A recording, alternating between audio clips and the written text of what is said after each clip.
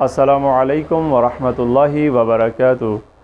اعوذ باللہ من الشیطان الرجیم، بسم اللہ الرحمن الرحیم۔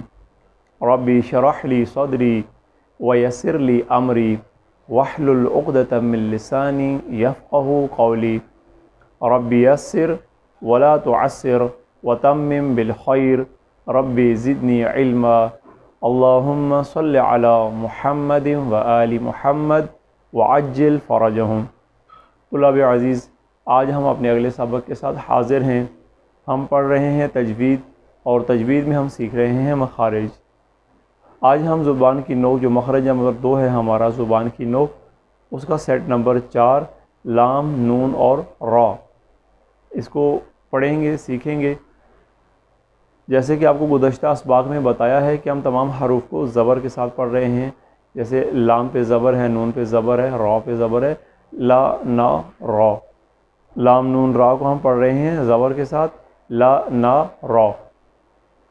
اتنا مشکل سبق نہیں ہے یہ ایک، کیونکہ تجوید کو ہم تمام سیٹ کے ساتھ پڑھ رہے ہیں، جتنے سیٹس ہیں اس کے، اور حروف مکمل 28 میں، تو اس میں یہ آپ کو بتانا ضروری ہے کہ یہ جو حروف ہیں کس مخرج میں کون سے سیٹ میں آتے ہیں، ورنہ یہ نیچرلی حروف ہیں، جیسے آپ فطرتاً اس کو ادا کرتے ہیں وہی طریقہ ہوتا ہے اس کا۔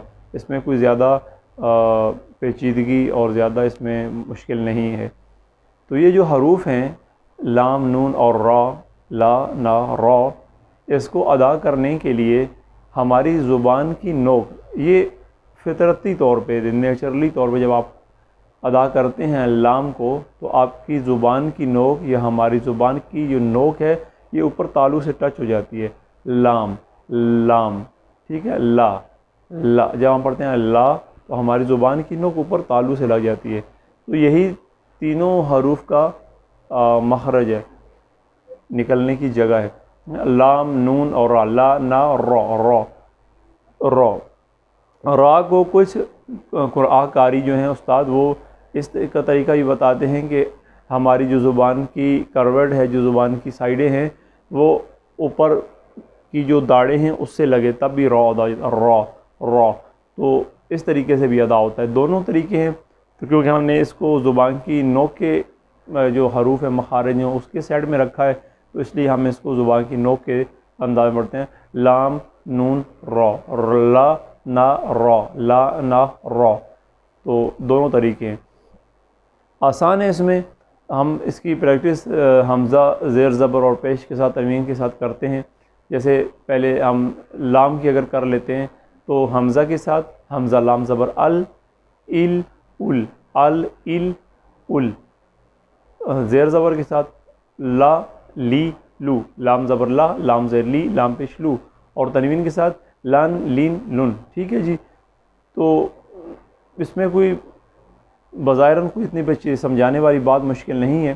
اسی طرح نون، حمزہ کے ساتھ اگر ہم پڑھتے ہیں، ہم جب زبان جاتی ہے نا عبدو، نون کہتے ہیں، نون، نون، نا، نا، نی، نو، نا، نی، نو، تو زبان وہی اوپر لگتی ہے، زبان کی نوک تالو سے، اوپر تالو سے یہ نوک لگتی ہے۔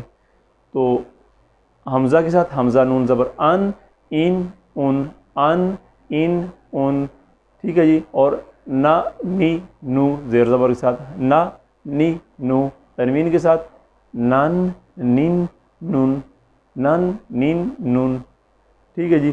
اور اس کے بعد را، را ایک قدرے موٹا اور پڑھے جانے والا حرف ہے، تو بس یہ آپ نے اس کا خیال رکھنا ہے۔